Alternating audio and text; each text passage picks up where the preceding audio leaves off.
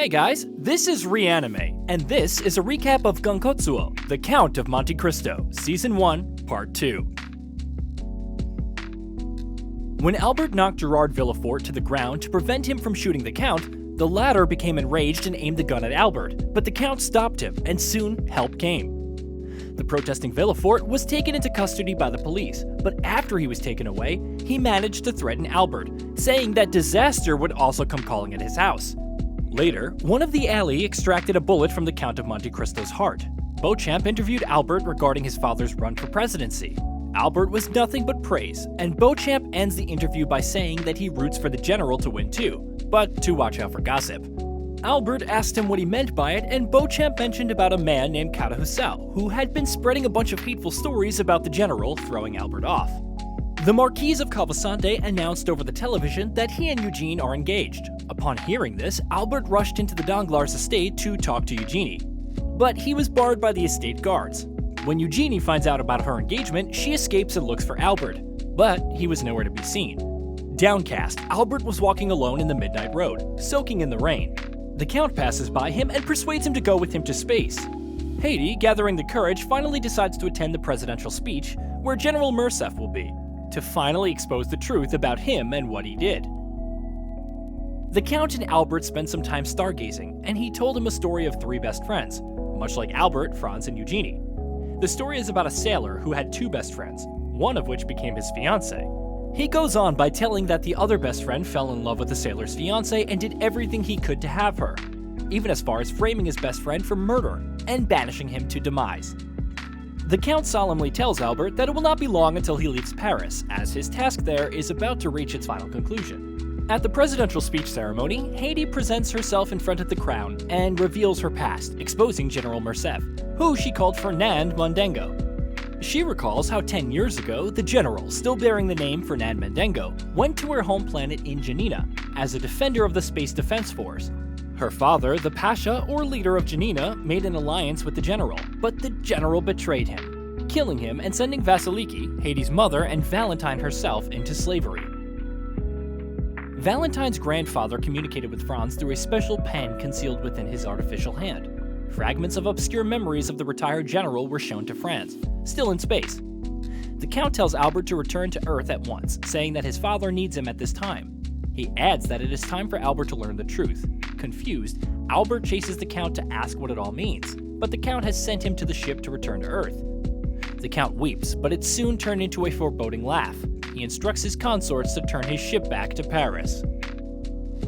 Albert returns to Earth and immediately goes to his father. Returning to their estate, journalists and civilians alike crowd the front gate demanding an explanation for the Morcerfs. Albert was not allowed to see his father, so he instead asks the guard to deliver him a message, saying that he still believes in him. Baron Danglars prohibits Eugenie from going out of their estate to go to the Morcerfs, saying that journalists will spew gossip about their relationship with Albert, which would lower her value. The Marquise Calvasante took the opportunity to win her grace. Albert finds an article written by his friend Beauchamp incriminating his father. He goes to him to confront him. Beauchamp reveals to Albert that his father is indeed Fernand Mondego, and that he betrayed the Pasham of Janina and sold his wife and their daughter, Haiti, to slavery. Learning this truth troubled Albert, who went to his mom for refuge. However, she had no comforting words for him as she admitted that everything Haiti said was true, and that she and Fernand are not born aristocrats but were from a small town in Marseille. Albert is staying with Maximilian in the country to resume his research on Gankutsuou. They talk about Valentine and how Franz and Valentine were roped by their families to marry each other for wealth. But now that she's with Maximilian, she will truly be happy. As they were talking, Franz saw some pictures hanging on the wall, and one with the name Edmond Dantes caught his eye. Franz asks Maximilian if he knew Edmond Dantes, and the letter replies that Edmond Dantes used to work for his father as a sailor, but that he had already died years ago. Franz asks Maximilian to show him the crew of the ship Edmond worked with before. In it, he found the familiar faces of Danglars, Mercedes, and Fernand dressed not as aristocrats but as sailors. Franz came to the realization Edmond Dantes is still alive and the Count has something to do with it. Edmond runs to the Count's estate to confront Haiti, but he instead is greeted by Vampa, the gang that kidnapped him in Luna. Peppo also reveals that she had been monitoring Albert under the orders of the Count. When he demanded for Haiti, they said that the Count and his servants are no longer in the estate and the Count is expected to arrive any time now. The Count of Monte Cristo arrives and tells Albert that he is nothing but an instrument in his plans, and that he only used their friendship to further his motives. He reveals that everything that led to this point were not coincidences, but were orchestrated by himself. Betrayed by this revelation, he furiously challenged the Count to a duel tomorrow morning. The Count, finding it comical, agrees and takes his leave. Albert and Franz reunite, and Albert asks for an apology, when he realizes that his best friend has been looking out for him all along. He tells Franz that he challenged the Count to a duel, which Franz extremely disapproves.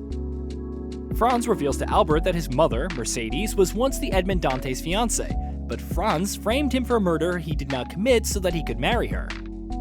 Mercedes goes to the Count to tell him that she knows he is Edmond Dantes, and that she missed him so much. The Count replied that Edmond Dantes had been long dead, and that only his likeness and body had remained, breaking Mercedes' heart. Franz visits Eugenie to hand her a letter addressed to Albert. He instructs her to hand it over to him tomorrow afternoon on his birthday after he's gone. The unknowing Eugenie gladly took on the favor, and went back to writing the song she is composing for Albert. In their hideout the night before the duel, Franz and Albert drank to the Count's defeat. They laughed and shared a toast, saying that the Count is no one to fear. However, when the bottles are drained and Albert is fast asleep, Franz's expression grew serious as he turned to look at his dear best friend Albert and headed right to the door. The Count of Monte Cristo prepares to battle as he puts on his gigantic silver armor. As he arrives at his and Albert's agreed location, he finds his opponent already waiting for him. They both assume a fighting stance, and in a moment the battle begins. The two giants fight it out, blow after blow, but soon the Count gains the upper hand. Mercedes arrives at the location and quickly realizes what is happening. She begs for the fight to stop, for Albert is only a boy, but they restrain her, saying that Albert was the one who challenged the Count, and since he has the rank of Viscount, this battle is legitimate. Shaking heavily, the underdog charges for the Count, but he's no match for the Silver Giant and begins to lose important parts of his armor. Mercedes pleads for the Count to stop, but he turns a deaf ear and charges forward, poised to land a deadly blow. They fly up into the air, but the Count soon reaches the weakened boy and slashes his armor until he has nothing left. Back at their hideout, Albert wakes up and reprimands Franz for not waking him up, but soon he realizes that Franz is not in the room. Seeing the pills on the table, his face grimaces in fearful realization, and he rushes out. With the boy fallen onto the ground, Mercedes faints, and the Count goes out of his armor to deliver final blows to finishing him off. Beneath the fallen armor, a bloodied and beaten boy takes his sword, breathlessly saying that this is the moment he was waiting for. The boy was revealed not to be Albert, but his best friend, Baron Franz Daphne. He recalls what Valentine's grandfather had unveiled about Gankutsuou, that the substance of his body was replaced with crystal, and he will stop experiencing all types of emotion. However, his heart remains flesh, and it is the only part that makes him vulnerable. Gankutsuou closes the gap and aims his sword at Franz, who is still in his armor. But before he could deliver the final blow, Franz bore his sword at him, aiming at the heart.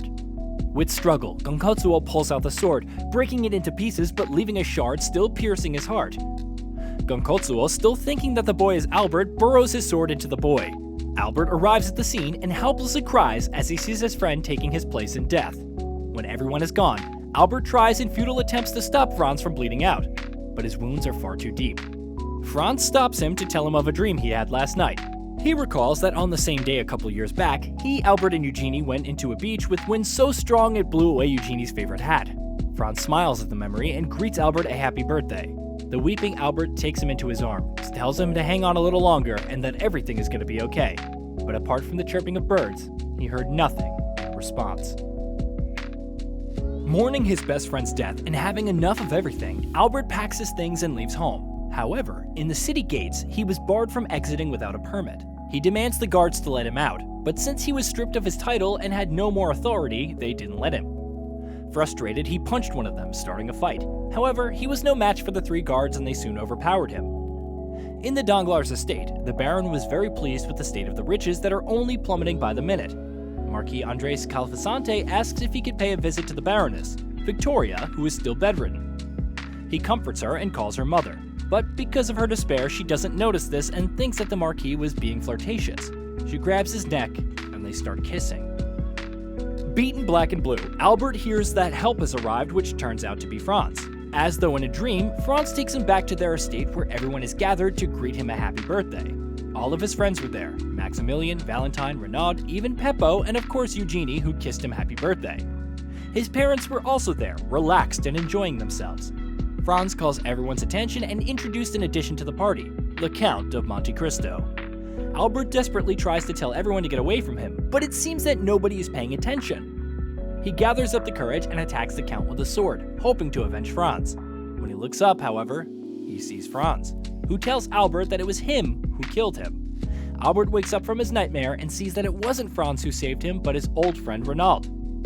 Julian Dunglars, seeing that his stocks are nosediving due to some unknown causes, scrambles to alleviate the situation, but one crash after another transpired in a matter of seconds, and in moments, all of his assets went to the drain, rendering him bankrupt.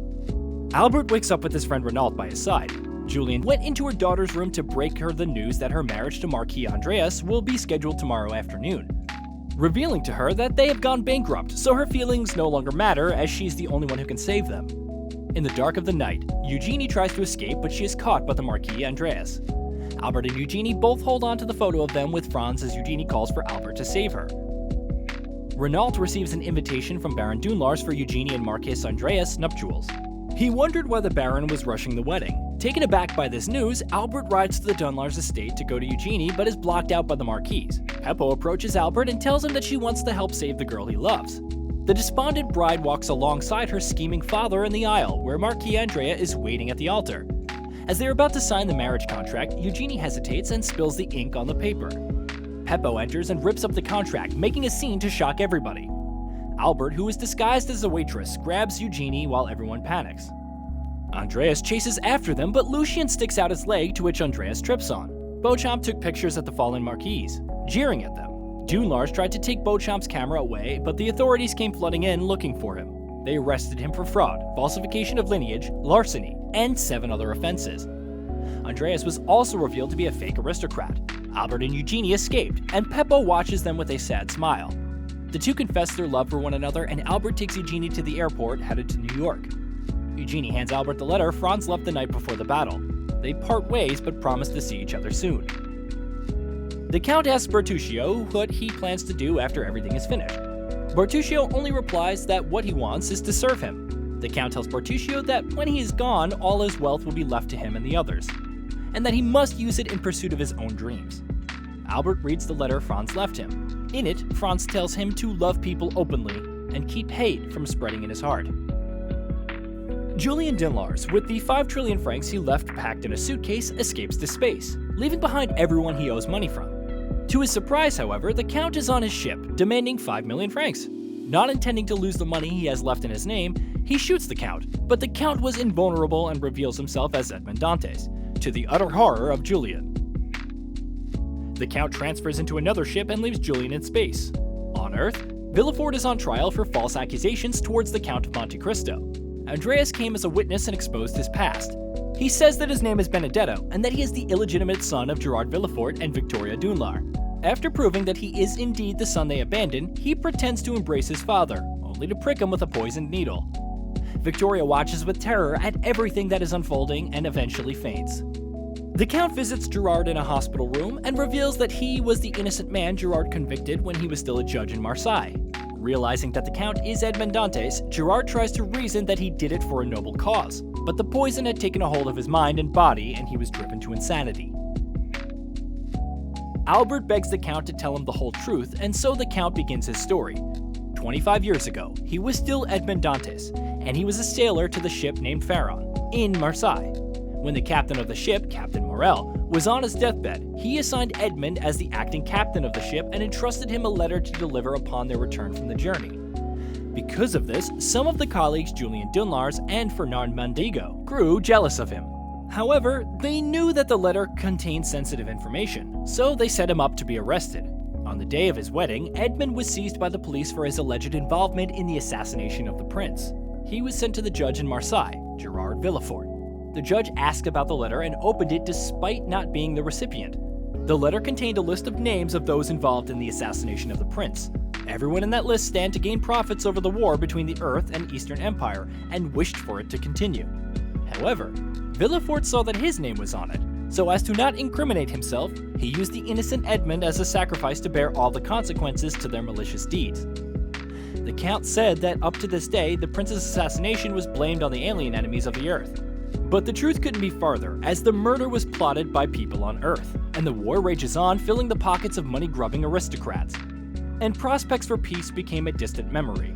Meanwhile, General Fernand Morcerf allied with forces from the Eastern Empire to stage a coup d'etat and declare martial law in Paris.